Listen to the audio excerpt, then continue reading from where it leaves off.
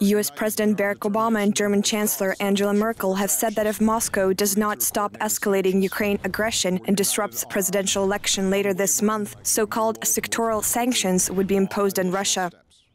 During the White House press conference, the two leaders stood united and set a deadline for the 25th of May for the broad and most severe sanctions to date in retaliation against Russian President Vladimir Putin's annexation of Crimea and aggression in eastern Ukraine. These new measures will include sanctions against Russia's energy sector, bank sector, and mining industry.